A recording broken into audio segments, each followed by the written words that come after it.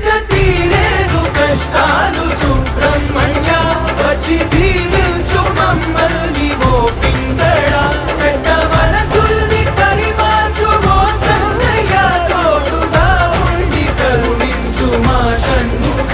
చుట్టుమున్నది నీ రూపమే పూషుడా జరగబోయేది నీ తలపే ఓ మురుగయ్య దేవలోకాన్ని కాచేది నీవే కదా మాకు నువ్వు తప్పదిక్కేది లేదోనయ్యా.